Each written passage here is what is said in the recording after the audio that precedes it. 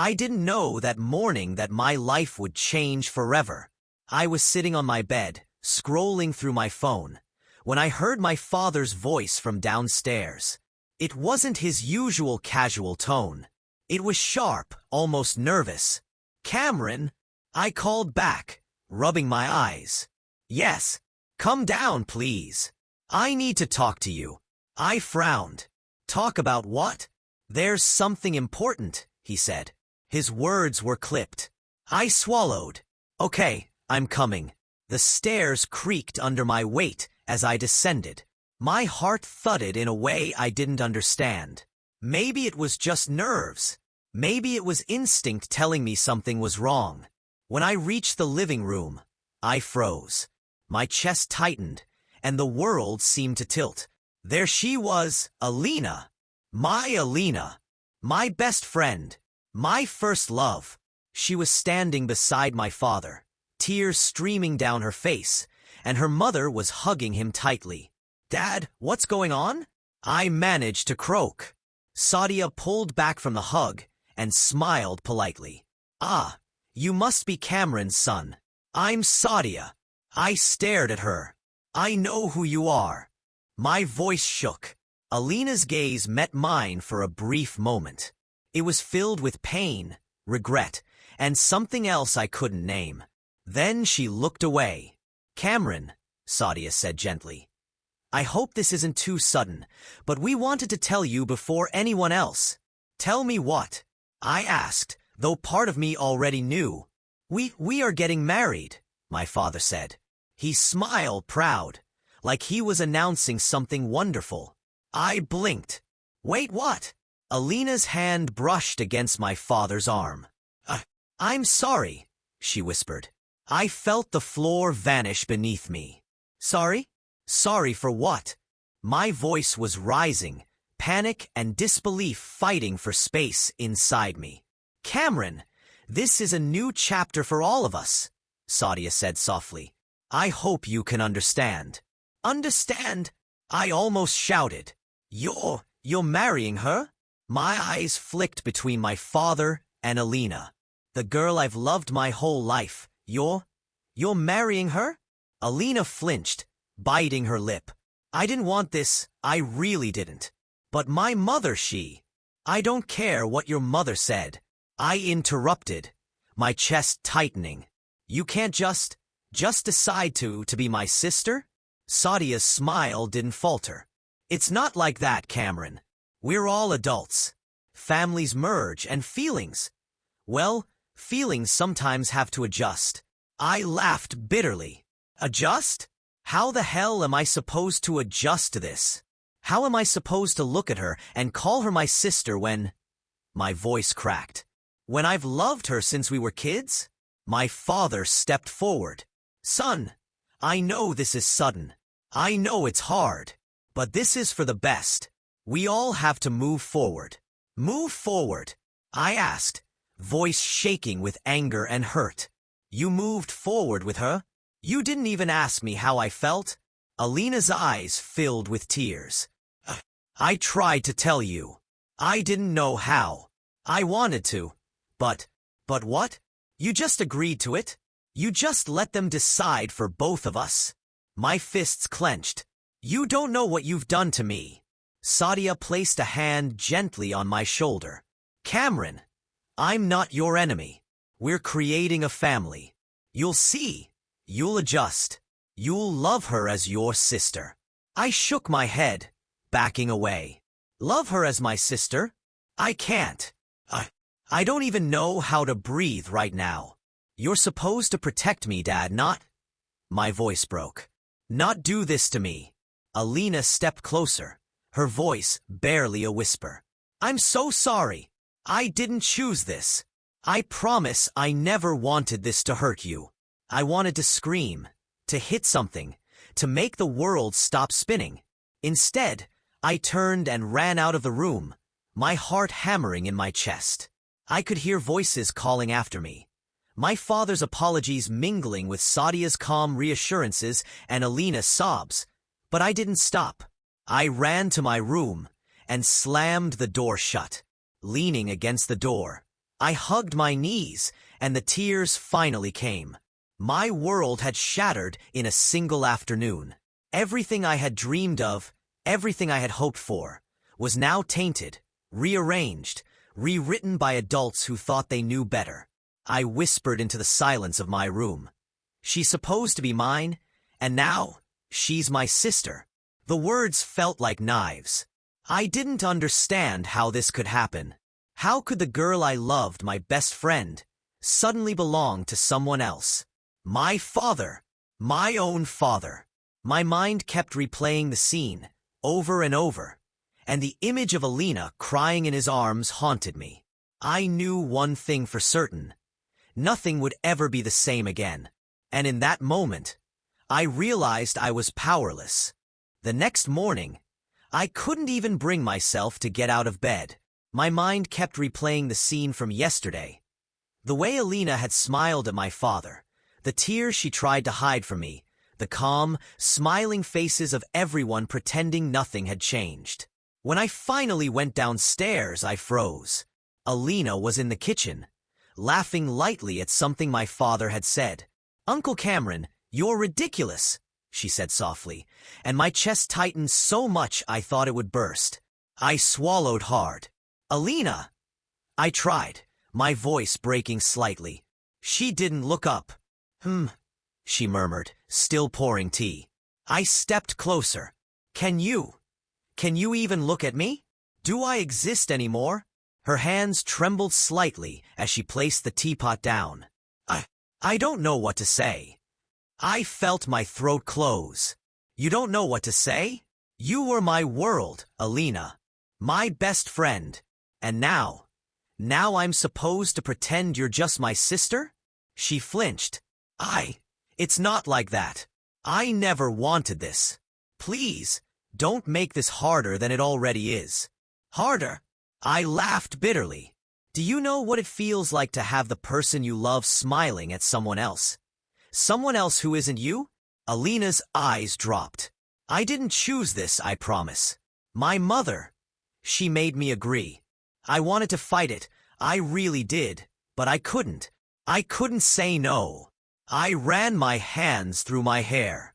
"I can't believe this. You didn't fight? You just let them decide for us."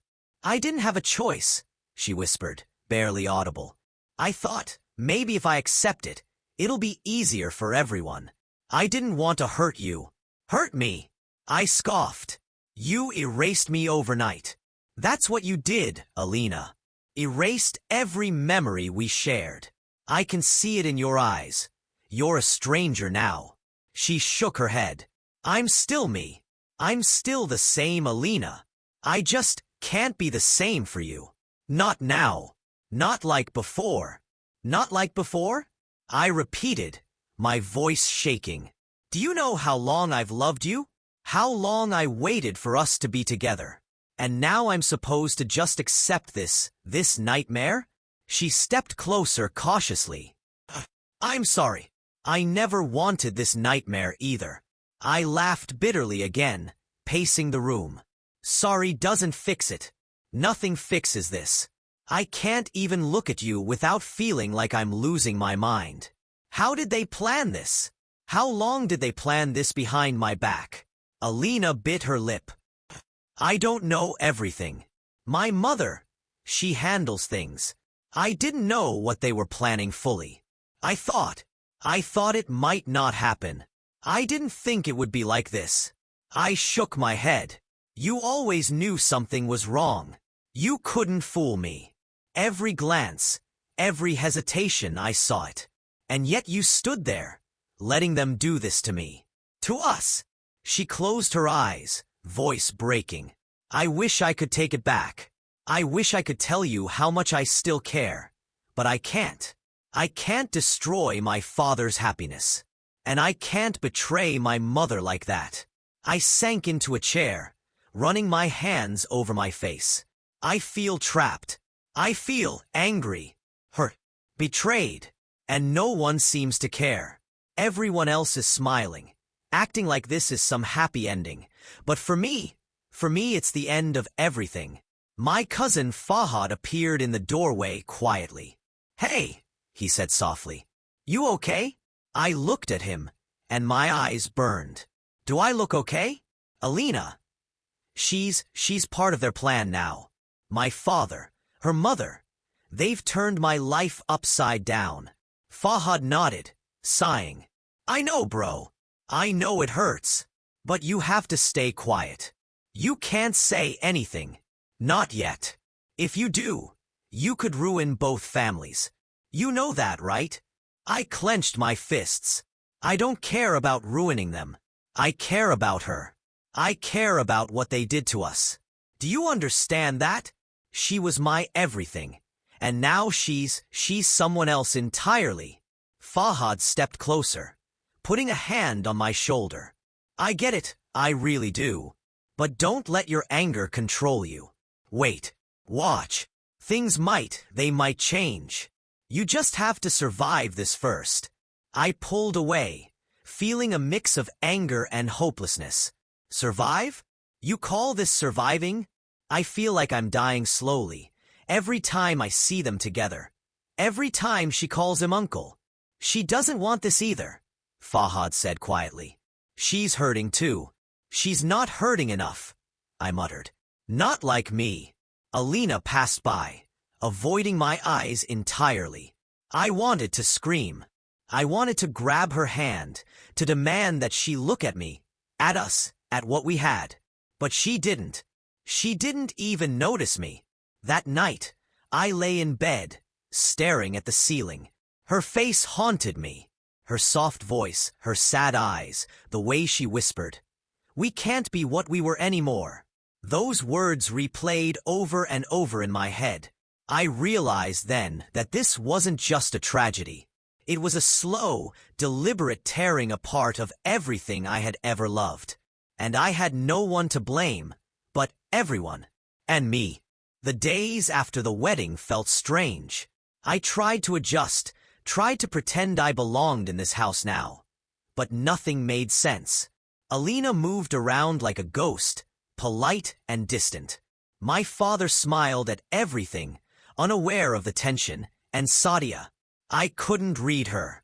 One night, I woke to soft crying. I followed the sound quietly and saw Alina, sitting on the edge of her bed, tears falling silently. "Alina?"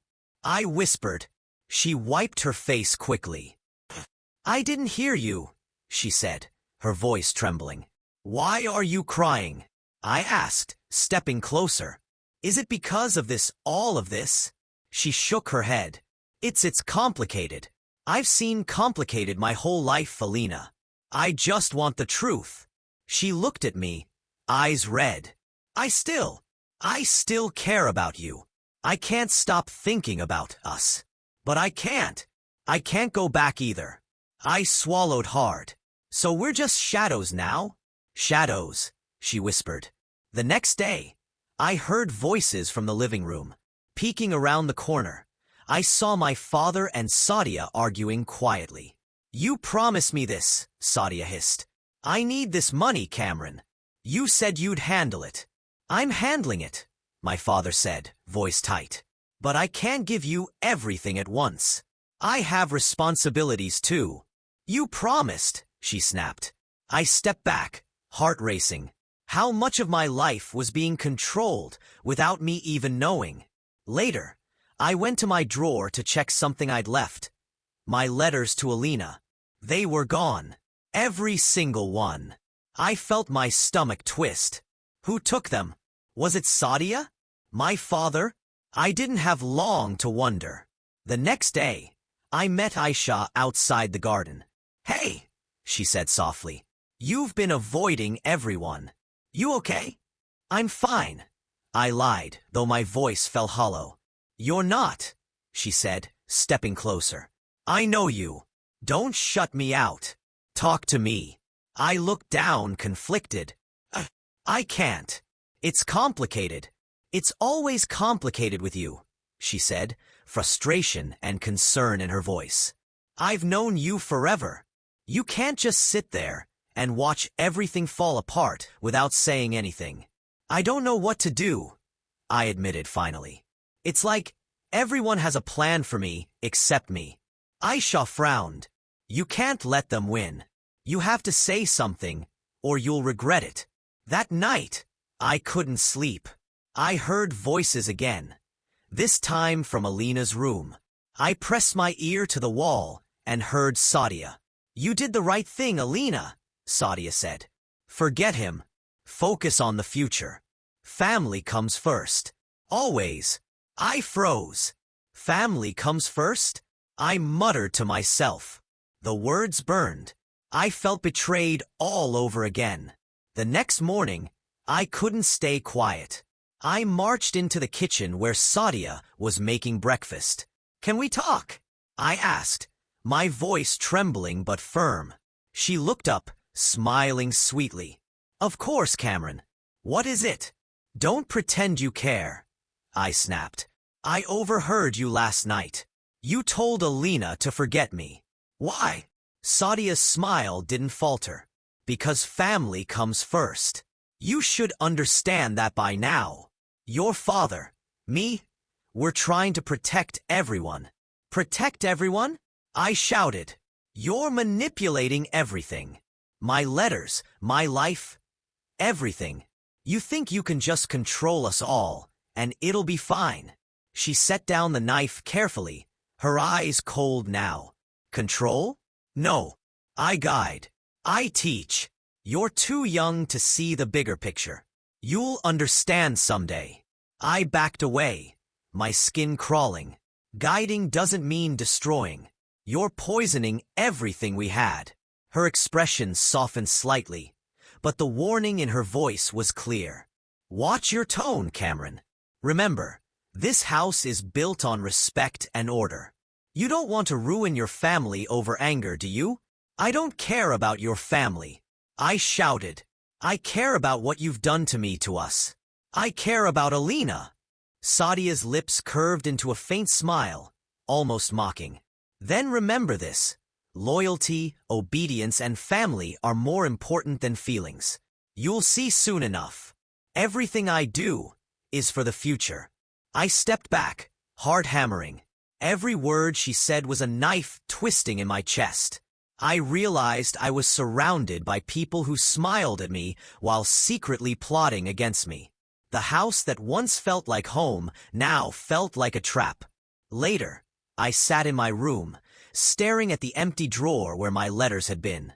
I felt angry, hurt, and completely alone. I whispered to myself, I trusted her. I trusted everyone. And now, nothing is mine. I didn't know who to turn to, who to trust. But one thing was clear. I couldn't let this go unchecked. Something had to change. I just didn't know what yet. I couldn't hold it in any longer. That night, I found Alina sitting alone on the balcony, staring at the city lights as if they could answer all the questions in her heart. I approached quietly. Alina, I said softly. She looked up, startled, then quickly looked away. What do you want? I need to know the truth, I said. Everything you're not telling me. I need to hear it. Her hands trembled as she gripped the railing. I don't know if I can. You can, I insisted. I need it. I can't live like this, pretending I don't care, pretending I understand why you're doing this to me. Her voice broke. I didn't do this to you. Then who did? I snapped, frustration bubbling over. Your mother? My father? Both of you? She closed her eyes, taking a shuddering breath. It was my mother. She pushed me into this marriage. You mean forced you? I asked, my chest tightening. I didn't have a choice, she admitted, tears spilling down her cheeks. She said it would solve everything. Our debts, her problems. I cried for days. I begged her not to make me do it. But you went along with it? I asked, anger and disbelief warring in my chest. I had to, she whispered. I had no other way. I still care about you. I never stopped. But duty, responsibility.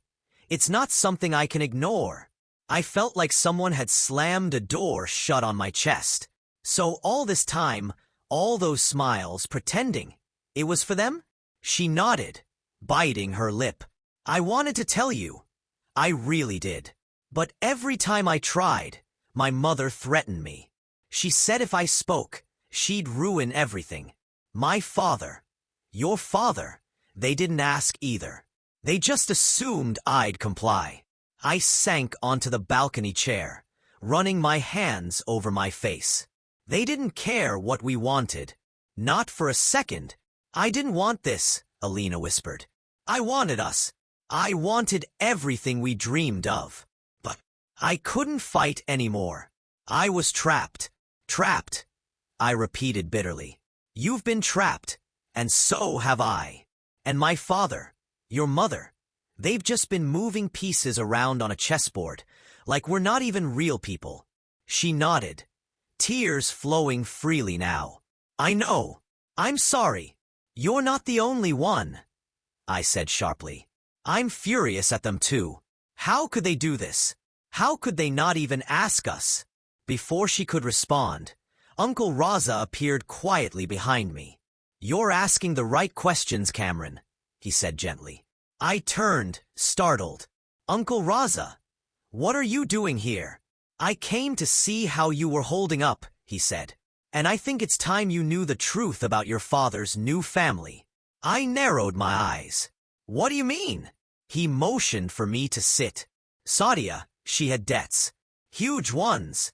This marriage, it wasn't about love or happiness. It was a way out, a way to secure her future while tying your father into her plans. I felt my stomach twist. So everything she manipulated everything for money? Raza nodded. Exactly.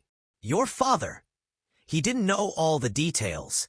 He thought he was helping, but Sadia used him. And unfortunately, Alina, she got caught in the middle.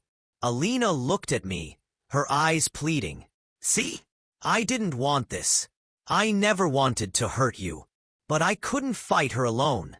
I still love you, Cameron. I do. I close my eyes, trying to hold back the storm inside me. And I still love you. But hearing this, knowing how much of this was forced, it makes me hate them. Hate my father. Hate your mother. And hate that we were powerless while they played with our lives. I never stopped caring, she whispered. Even now I can't ignore how I feel about you. I took a deep breath, feeling a new fire ignite inside me. We were treated like pawns, but I refuse to let this go unanswered. They can't just manipulate our lives and expect us to stay silent. I'm not staying quiet. Raza gave me a small nod. Be careful, Cameron. You need to be smart about this. But your anger, it's justified.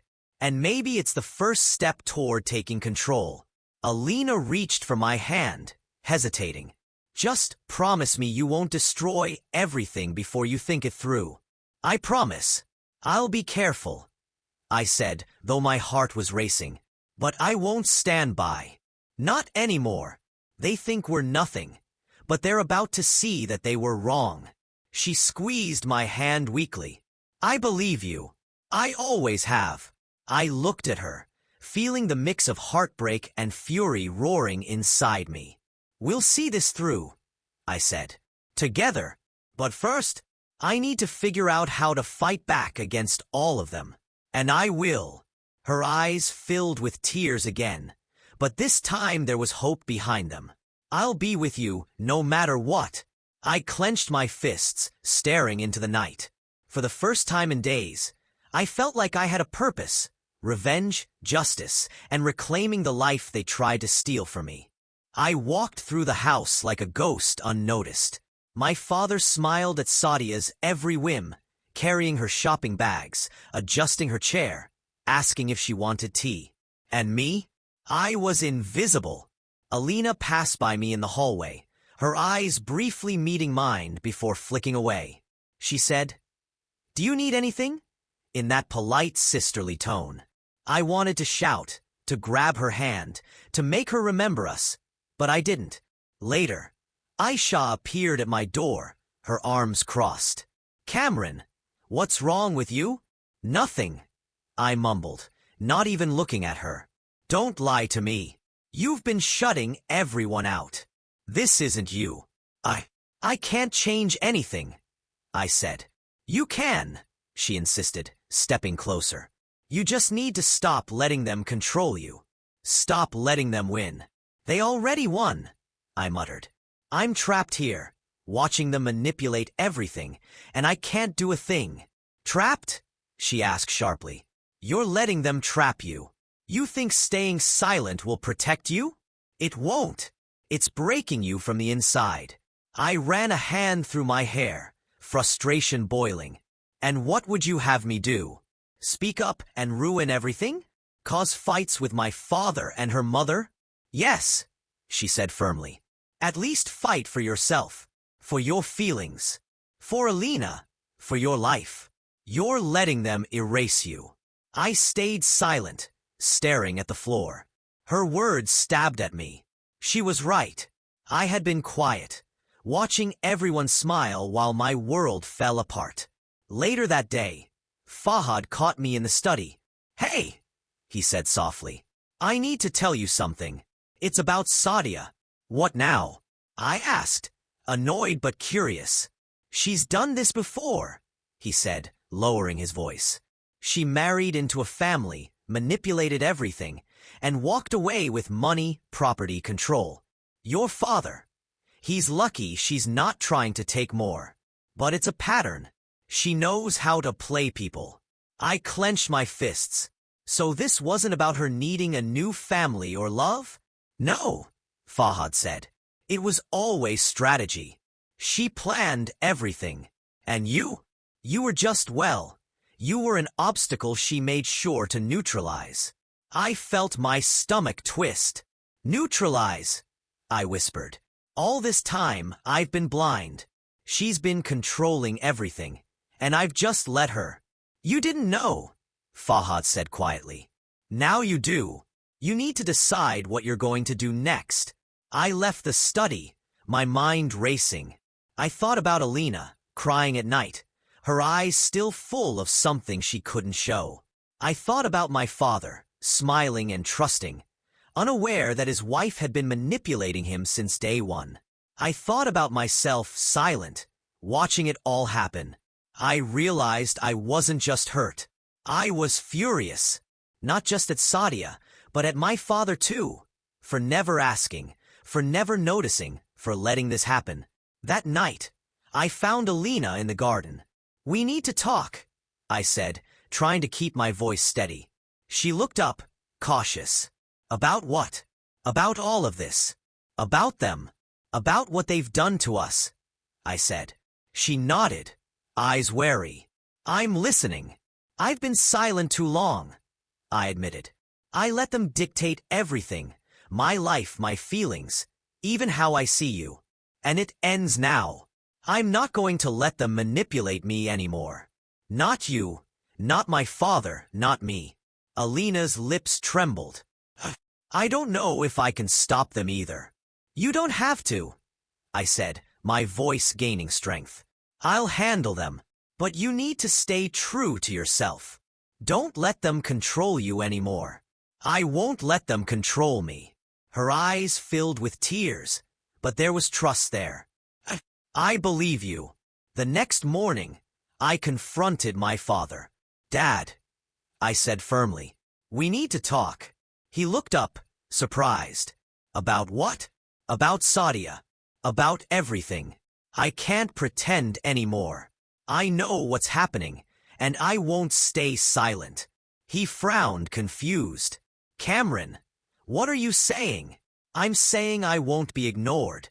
I won't let them manipulate me or anyone else in this house.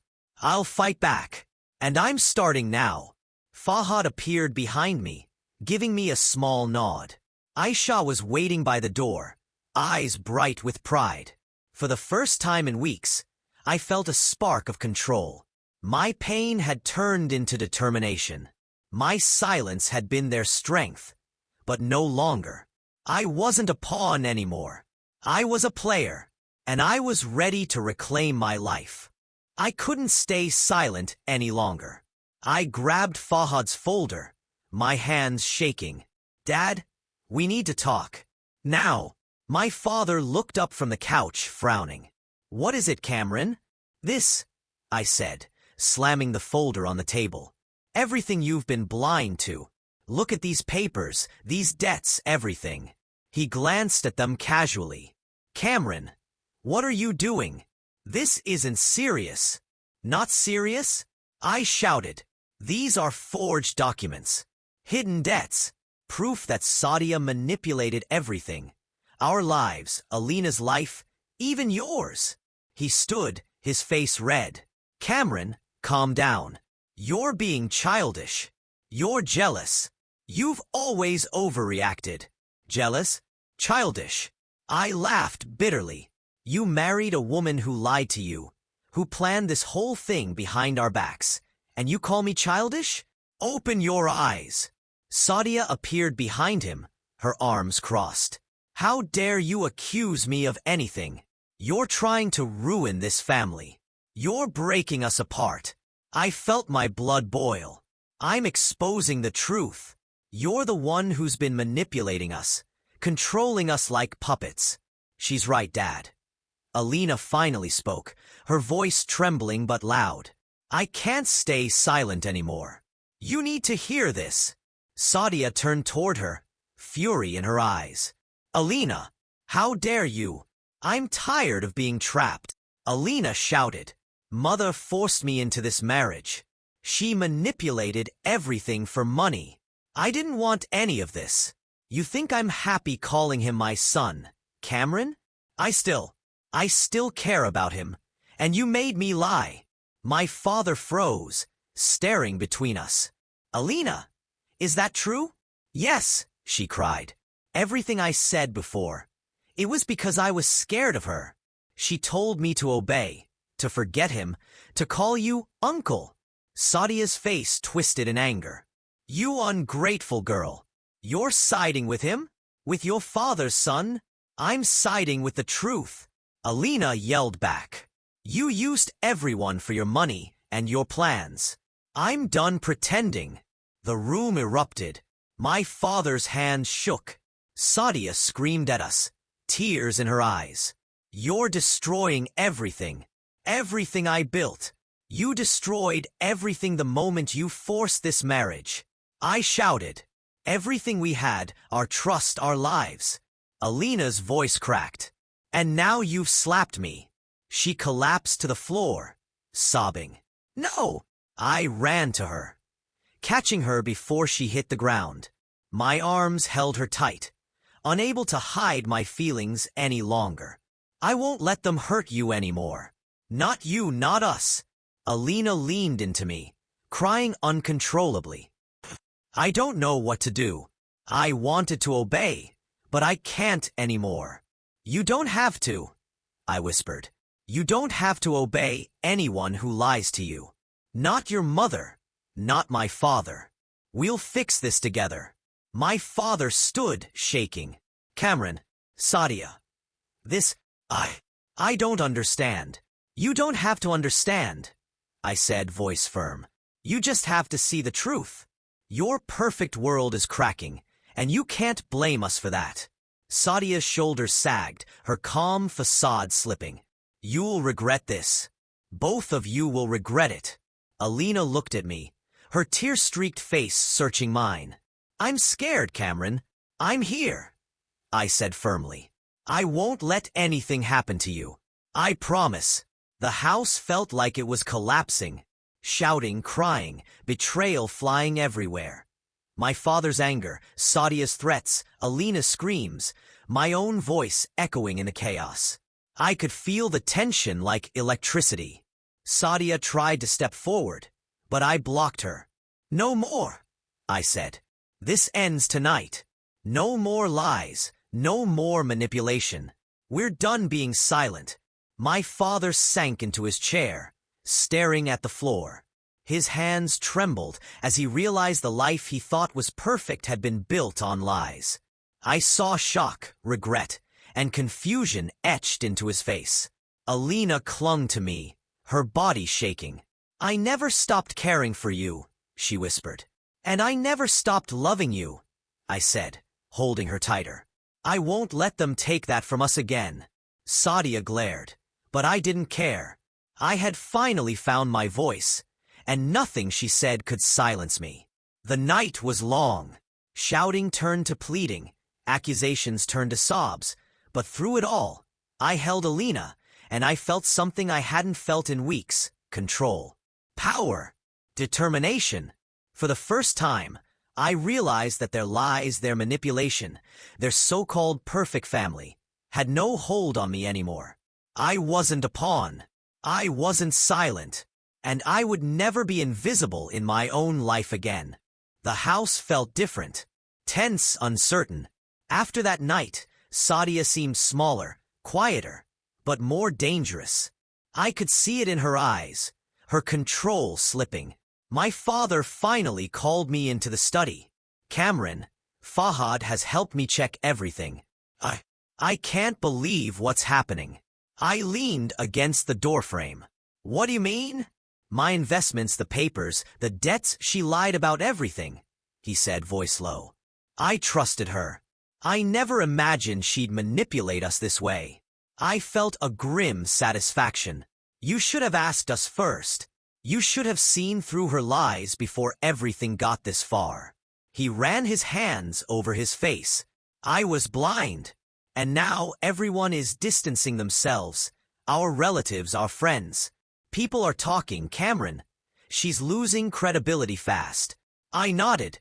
"Karma comes quietly, Dad. When you treat people like pieces on a chessboard, it eventually turns against you." Alina appeared at the doorway. "I'm staying away from her," she said softly. "I can't be near her anymore. Not after everything." I stepped closer, but kept a respectful distance. "I understand. We'll handle this together. Emotionally, at least. Physically, it's complicated." She nodded, eyes downcast. "I don't want to fight her. I just want to survive this without losing myself." "You won't lose yourself," I said firmly. "I'll make sure of it." Later, Aisha found me in the garden. "Hey," she said, placing a hand on my shoulder. "You look like hell. How are you holding up?" "I'm better than before," I admitted. "But it's complicated. Alina is still my sister on paper, but my heart doesn't care about paper." Aisha frowned. "You can't let guilt control you. Alina, is strong, and she's with you emotionally. That's what matters. Focus on that. Let the rest fall where it may." I exhaled, letting some of the tension go. "You always know what to say, don't you?" She smiled faintly. "I've known you forever. I've seen you struggle. I won't let you destroy yourself in silence." Meanwhile, Fahad kept busy with my father, going through legal documents and uncovering every hidden manipulation. "Dad, look at this," he said one evening, holding up more papers. "Sadia has been misrepresenting finances for months. These contracts, they're forged. Her control extends far beyond what we realized." My father's eyes widened. I trusted her completely. How could I have been so blind? Fahad shook his head. "We can fix this, but it's going to take time. And patience." I listened quietly, anger simmering beneath the surface. My father's trust had been abused. My home had been turned upside down. And my life, my feelings, everything had been toyed with. Days passed, and Sadia's power crumbled.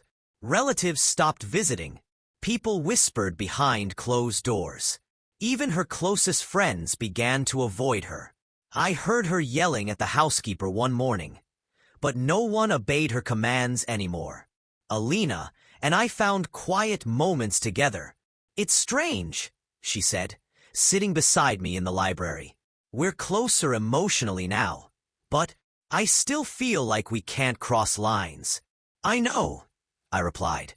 "It's torture sometimes, but we're safe emotionally, at least." And that's what matters. For now. She leaned back, eyes thoughtful. I hate what she's done to our lives.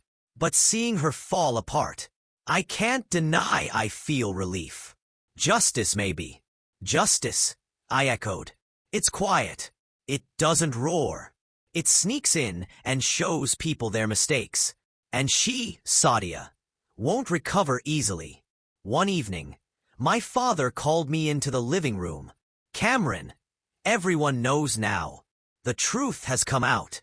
Sadia's lies, her manipulation, the whole world knows.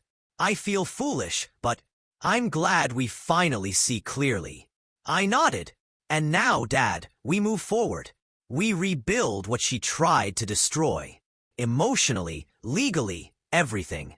Alina stayed close by, quiet, but her eyes held trust. I reached out and held her hand lightly. We'll do this together. I promise. She squeezed my hand, just barely, and whispered, I'm with you. The house felt lighter somehow, though the air was still thick with tension. I could see the cracks in Sadia's demeanor every time she appeared. Every forced smile, every faltering command. She was no longer in control. Even my father looked different. Resolute, aware, cautious, but no longer blind. And me, I felt a sense of quiet power, a calm that came from watching the truth unfold. The night ended with us sitting in silence, Alina and I, sharing the weight of what had happened, but also the first spark of relief. Karma didn't scream. It didn't shout. It came quietly, settling in, reshaping lives, and giving the wronged a chance to rise again. And rise we would. The house was quiet for the first time in weeks. No shouting, no manipulations, no tension slicing through the air like knives. But the silence wasn't peaceful. It was heavy, full of the echoes of what had happened. My father called me into the study. He looked older somehow, his shoulders slumped, his eyes full of regret. Cameron, he started, voice shaky. I stayed seated, waiting. Yes, Dad? I owe you an apology, he said, finally looking me in the eyes. I should have seen what was happening. I should have asked you, Alina, all of you. I was blind, and I put my trust in the wrong person. I swallowed hard, emotions twisting in my chest. It's done now, I said carefully. You're learning, and that's what matters. But it doesn't undo what happened. I know, he admitted. I don't expect forgiveness immediately. But I want you to know, I'm truly sorry for doubting you and letting this go on for so long. I nodded. The words were small, but they carried weight. I appreciate that, Dad. That's enough for now. Later, Alina came to me, her suitcase already packed. I have to leave, she whispered, avoiding my eyes. You're leaving? I asked, trying to keep my voice steady. She nodded, tears streaming silently down her cheeks. I can't stay here. Not after everything. It's too toxic for all of us. I need to protect myself. And maybe you too. I wanted to grab her hand, to stop her, to tell her not to go. But I also knew it was right. She deserved freedom from this chaos. I stepped back. If that's what you need, I won't stop you. She looked at me, trembling. I always loved you, Cameron. I did. But I can't risk ruining your life further. You've survived so much already. I felt my chest tighten, a sharp ache I couldn't ignore. Alina, I love you too. You know that. But maybe love isn't always about keeping someone close. Sometimes it's about letting go. Her lips quivered, and she nodded. Then I'll go. But thank you for understanding, for not holding me back. We stood there, close but separated by more than just space. I wanted to pull her into my arms, to tell her everything I felt, but I didn't. I let her slip away. My heart ached, raw and unhealed, but I understood. As she left, I felt a strange mixture of loss and relief. The storm had passed, but the damage lingered. Aisha appeared shortly after, her hand on my shoulder. "Are you okay?" she asked softly. I looked at her and smiled faintly. "I will be. Slowly. You've been through hell, Cameron, but you're still standing. That counts for something," she said. "We'll rebuild. Together, if you want." I nodded. "Thank you, Aisha. I don't know what I'd do without you. You've been my anchor in this chaos." She gave me a small smile. "And you've been brave. More than you know." The days that followed were quieter. I wandered through the house, each room a memory of pain and betrayal. The living room where Sadia's lies had been exposed, the balcony where Alina had cried countless nights, the study where I had confronted my father. Everything held ghosts. I touched the railing of the balcony, remembering the night Alina had confessed the truth. "We survived that," I whispered to myself. "We made it through." Walking into the study, I saw my father arranging papers, cautious but deliberate. "Cameron," he said, finally meeting my eyes. I smiled faintly. "I'm learning to breathe again, Dad." Slowly. "I'm okay." He nodded. "That's all I can ask for." Even though Alina had left, her presence lingered in my mind. I missed her deeply, but I also realized something important. Love doesn't always end with a kiss. Sometimes, it ends with letting go. And maybe that is the truest form of love. I walked through the empty hallways, my footsteps echoing. The house no longer felt like a prison. It felt like a place where I had fought, survived, and learned to reclaim myself. Each room reminded me of my strength, my resilience, and my ability to endure. Aisha stayed by my side, helping me piece together the life that had been shattered. Together, we organized the chaos, cleaned the emotional debris, and slowly, the house felt like home again, quiet, safe, and mine. One evening, I stood by the window, looking out at the city lights. Memories of Alina and the battles we had fought together came flooding back. I touched the glass, feeling a mixture of pain and peace. I whispered to myself, "I am no longer the boy who lost everything. I am the man who survived it all." And for the first time in months, I believed it. I took a deep breath, letting the cool air fill my lungs. Life had torn me apart, but I had found myself in the pieces.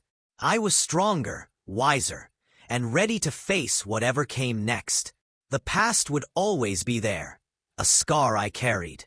But the future was mine. And maybe, just maybe, that was enough for now. I walked alone through the house one last time, each step echoing with the memory of what had been and the promise of what would come. I survived, and that was my victory.